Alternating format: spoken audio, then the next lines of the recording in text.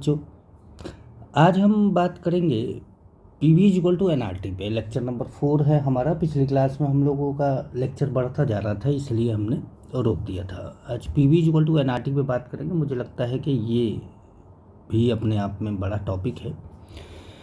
वैसे तो अगर आप देखें तो फिजिक्स के अंदर केटीजी में, काइनेटिक थ्योरी ऑफ गैसेस में, आपको ये टॉपिक मिल जाएगा। हमारे पास भी ये चैप्टर था स्टेट्स ऑफ मैटर में, लेकिन अब हटा दिया गया है, तो एक ही ऑप्शन बचता है कि यहीं पर पढ़ा जाए। तो इसका क्योंकि इसका यूज जो होता है वो थर्मोडायनेमिक्स में भी है, तो इसलिए आपको इसको पढ़ लेना चाहिए यहाँ पर मूल कॉन्सेप्ट में। अब देखिए P V is equal to n R T में एन जो है वो नंबर ऑफ मोल्स है, जिसको कि हम लोगों को कैलकुलेट करना है। P V is equal to n R T एक आइडियल गैस इक्वेशन है। आइडियल गैस इक्वेशन है, ठीक।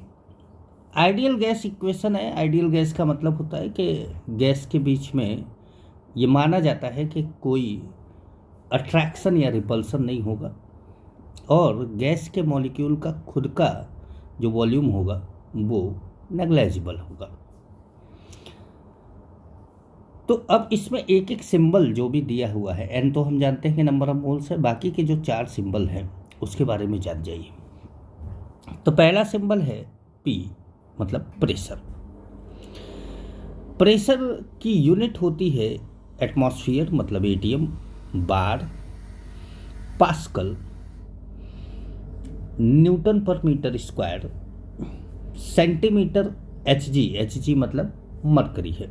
हम मरकरी को ले लेते हैं बैरोमीटर में, जिससे हम लोग प्रेशर नापते हैं। और जिस जगह पर भी प्रेशर नापना होता है उस जगह पर देख लेते हैं, जैसे थर्मामीटर में ऊपर नीचे नहीं मरकरी घूमता है, वैसे इसके अंदर भी घूमता है, और ये ऊपर जाकर प्रेशर बताता है, ठीक है। एक एटीएम जो एटमॉस्फेरिक प्रेशर होता है उसको सी लेवल पे जाके नापा जाता है। वैसे तो हम हर जगह पे 1 एटीएम बोल देते हैं, लेकिन सी लेवल पे जाके ही उसको नापा जाता है, और वो 76 मतलब 76 सेंटीमीटर एसजी। कहने का मतलब है कि उस बैरोमीटर में मरकरी जो है वो निशान बना होता है गिनती का, उसमें 76 सेंटीमीटर पर पहुंच के रुक जाता है। तो आप समझ जाइए कि 1 एटीएम प्रेशर है। अच्छा, 1 सेंटीमीटर में 10 मिलीमीटर होता है, तो 76 में 760 मिलीमीटर होगा, तो मिलीमीटर एसजी उसी से बना है। अच्छा, उसको एक और नाम बोलते हैं टोर, ठीक है। तो 1 एटीएम 1.013 बार होता है, ठीक है, या अलग अलग सबकी वैल्यू लिखी हुई है। 1.013 इंटू 10⁵ पास्कल। पास्कल ही न्यूटन पर मीटर स्क्वायर है, ठीक है। इसके बाद आता है कि भाई अभी थोड़ी देर पहले बताया कि 76 सेंटीमीटर एसजी होगा, या 760 मिलीमीटर एसजी या टोर होगा, ठीक। तो ये प्रेशर आपको किसी भी यूनिट में दिया जा सकता है। कोशिश आपको यही करनी है कि पीवी इक्वल टू एनआरटी के लिए आप उसको एटीएम में बदल लें। बदला कैसे जाएगा, इसके लिए हम लोग 1-2 क्वेश्चन अभी कर लिया जाएगा। दूसरा जो सिंबल है वॉल्यूम का, तो वॉल्यूम क्या होता है? तो भाई गैस का तो आइडियल गैस इक्वेशन में माना जाता है कि गैस का तो अपना कोई वॉल्यूम होता नहीं है। तो गैस को जिस कंटेनर में रखा जाता है, जिस सिलेंडर में रखा जाता है, जिस बर्तन में रखा जाता है, उस बर्तन का जो वॉल्यूम है उसी को गैस का वॉल्यूम मान लिया जाता है। जैसे मान लीजिए कि आप 5 लीटर के कंटेनर में रखते हैं, तो गैस का वॉल्यूम 5 लीटर मान लिया जाता है, ठीक है। यूनिट क्या है इसकी? तो यूनिट कई तरीके से लिखी जाती है। Metre cube, decimetre cube, centimetre cube. Centimetre cube को ही क्यूबिक सेंटीमीटर कहा जाता है, ठीक है।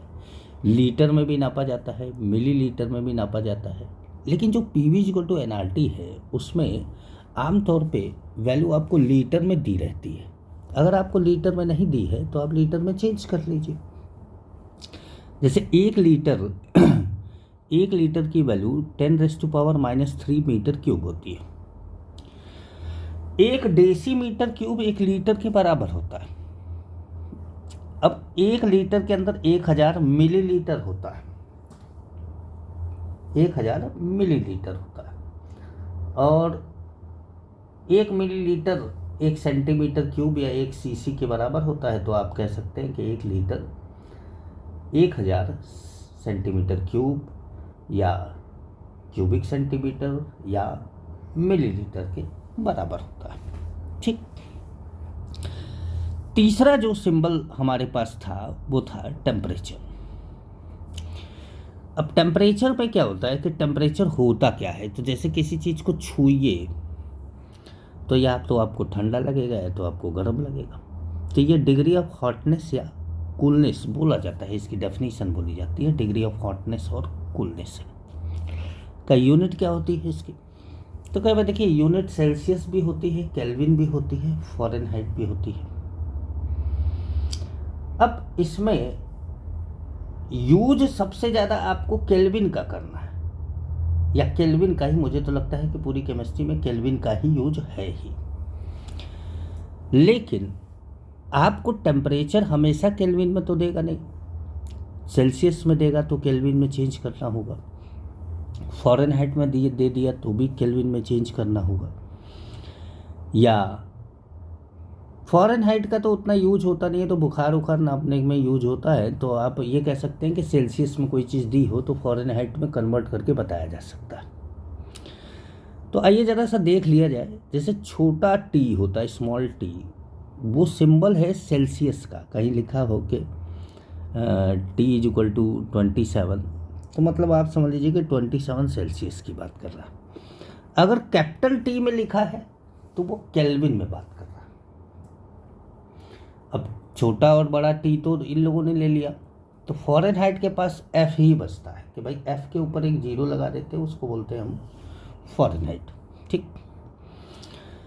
अब टी, कैपिटल टी मतलब टेम्परेचर केल्विन में अगर आपको निकालना है और सेल्सियस में आपको टेम्परेचर दिया है, तो आपको क्या करना है कि 273.15 से जोड़ देना। लेकिन आप क्या है, सुविधा के लिए इसको T सेल्सियस प्लस 273 लिखें, क्योंकि 0.15 आपको कैलकुलेट करना थोड़ा मुश्किल होगा। ठीक है। उसी तरीके से जब फ़ारेनहाइट में निकालना हो, जैसे मान लीजिए कि आपको यहाँ पर दे दिया गया टी की वैल्यू, टी सेल्सियस की वैल्यू दे दी मान लीजिए कि 30 सेल्सियस। ठीक है। और आप फ़ारेनहाइट में निकालना चाहते हैं, तो ये 18×54 मतलब 54 प्लस 32, 2 4 6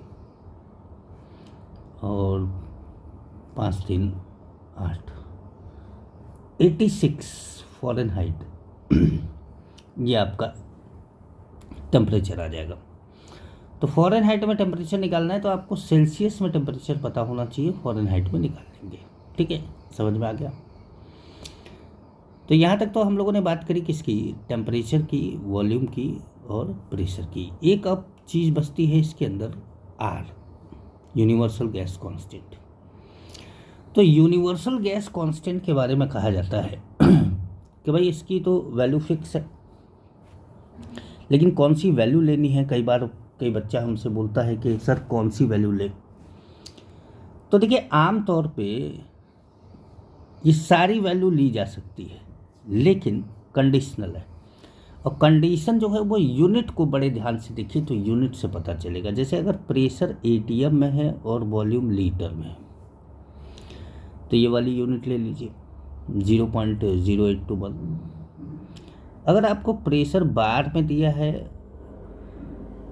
और वॉल्यूम लीटर में, तो ये ले लीजिए। अगर आपको प्रेशर पास्कल में दिया है और वॉल्यूम मीटर क्यूब में दिया है, तो ये ले लीजिए।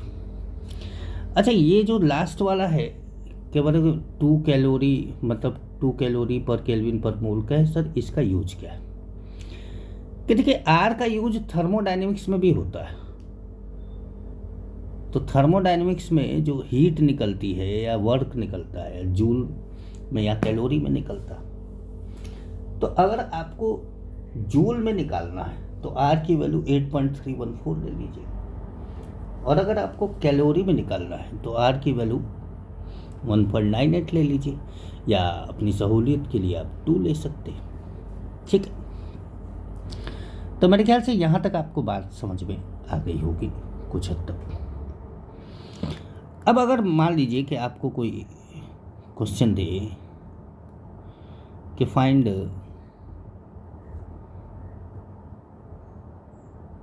Pressure in ATM for the given pressure value. ठीक है, जैसे मान लीजिए कि आपको दिया गया है 19 सेंटीमीटर SG, दूसरा आपको दे दिया गया है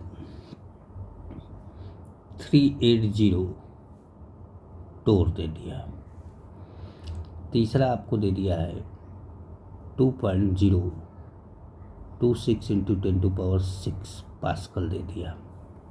चलिए 3 क्वेश्चन है।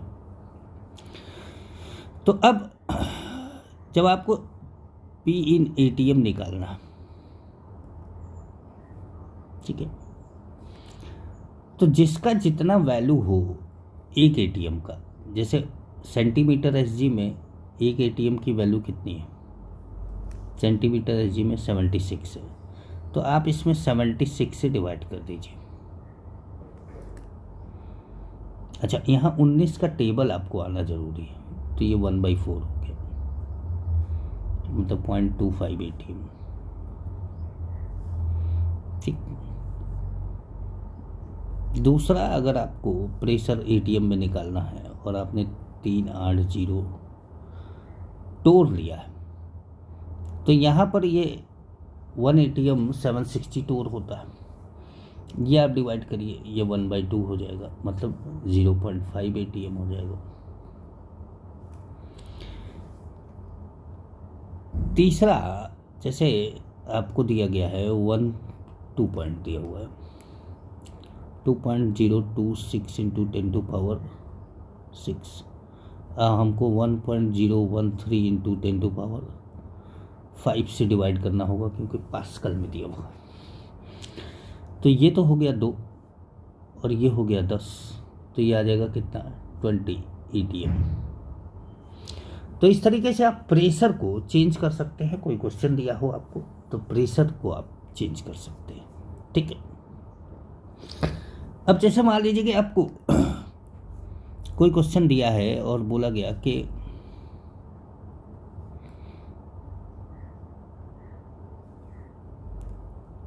N oxygen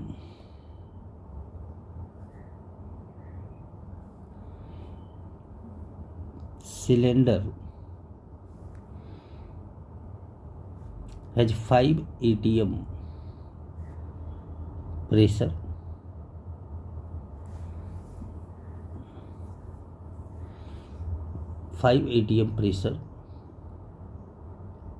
at 0 Celsius and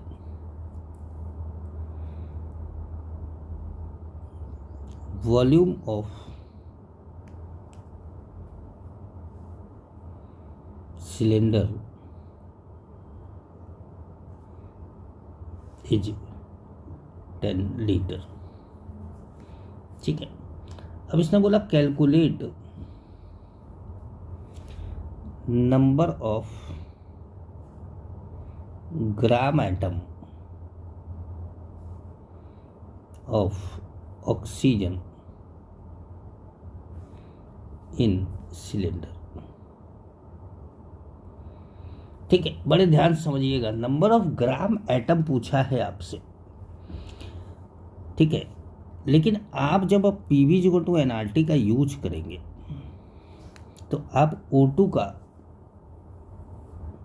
number of moles निकाल पाएंगे। मतलब अगर आपको बोला जाए कि P V is equal to n R T, तो ये जो एन है वो मोल्स ऑफ गैस है। इस समय वो ग्राम एटम नहीं है, तो मोल्स ऑफ गैस है तो पहले मोल्स ऑफ गैस निकाल लो। तो moles of O2 is equal to कितना हो जाएगा, P V upon R T, ये लिखेंगे। प्रेशर कितना है 5, वॉल्यूम कितना है 10। आर की वैल्यू कहा गया था कि अगर प्रेशर एटीएम में हो और वॉल्यूम लीटर में हो तो आर की वैल्यू 0.0821 होती है। और टेम्परेचर की अगर हम बात करें तो टेम्परेचर 0 सेल्सियस है, तो 0 + 273 ये आ जाएगा 273 केल्विन, तो 273। अब मैं आपको एक खास बात बताऊं कि जब भी आपको ये दोनों मिले 273 इंटू 0.0821 तो ये 22.4 हो जाते हैं। ये मोल्स ऑफ O2 है। आपको मोल्स ऑफ ऑक्सीजन एटम चाहिए, मतलब नंबर ऑफ ग्राम एटम चाहिए। तो एक ऑक्सीजन के मॉलिक्यूल में 2 एटम होता है, तो आपने 50/22.4 इंटू कर दिया क्या 2, तो ये आ गया क्या 100/22.4। मैं डिवाइड नहीं कर रहा, मैं बस ऐसे ही छोड़ते रहूँ, ठीक है। तो इस तरीके से आप पीवी इक्वल टू एनआरटी का गैस में दिया हो वैल्यू तो आप क्वेश्चन कर सकते हैं, ठीक है। जैसे मैं आपको एक और क्वेश्चन करके बताता हूँ, ठीक। प्रेशर आपको दिया है 57 सेंटीमीटर SG, वॉल्यूम आपको दिया है 2 मीटर क्यूब, ठीक है। टेम्परेचर आपको दिया है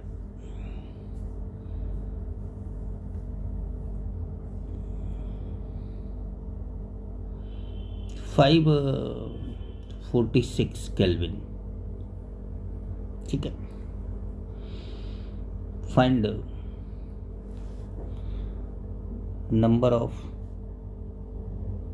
मोल्स ऑफ गैस मॉलिक्यूल। तो अब जब यहाँ पर आप सॉल्यूशन लिखेंगे पीवी इक्वल टू एनआरटी, तो आपको एन निकालना है, ये तो तय है। लेकिन आपको प्रेशर एटीएम में नहीं दिया है, वॉल्यूम लीटर में नहीं दिया है, टेम्परेचर तो केल्विन में दिया है। तो सबसे पहले आपको प्रेशर को एटीएम में बदलना होगा, पी इन एटीएम। तो पी इन एटीएम कितना हो जाएगा कि 76 मतलब 57/76, ये हो गया कितना 3/4। मैंने फिर बोला कि आपको 19 का टेबल कम से कम आना चाहिए।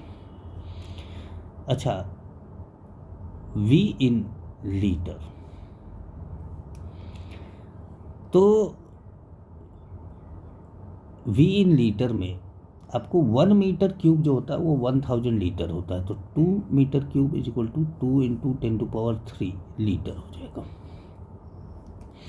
ठीक है। टेम्परेचर आपको दिया ही है केल्विन में।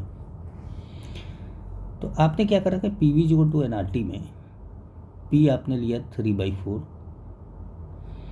V आपने लिया 2 इंटू 10⁻³, N की वैल्यू आपको निकालनी है। R की वैल्यू आपने 0.0821 ले लिया क्योंकि आपने टेम्परेचर एटीएम में और वॉल्यूम लीटर में लिया है। और टेम्परेचर आपने ले लिया 546। ठीक, अब आप n निकालना चाहते हैं, तो n निकालना चाहते हैं आप, ये काट दीजिए, ये 2 हो जाएगा, तो ये हो जाएगा 3 × 10⁻³ अपॉन 2 PV हो गया। ये नीचे आ गया 0.0821 × 273 × 2। अच्छा, ये जो 273 × 2 है वो क्या है, 546 है। 273 का 0.0821 में मल्टीप्लाई करते हैं तो 22.4 आता है। अभी थोड़ी देर पहले मैंने आपको बताया था। तो 3 × 10⁻³ × 2 × 22.4 × 2।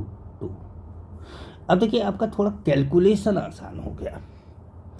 अब यहाँ मैं कैलकुलेट नहीं कर रहा क्योंकि टाइम लगेगा, मोल्स इतना हम बोल सकते हैं। ठीक है, तो मेरे ख्याल से आप लोगों को PV = nRT समझ में आ गया होगा।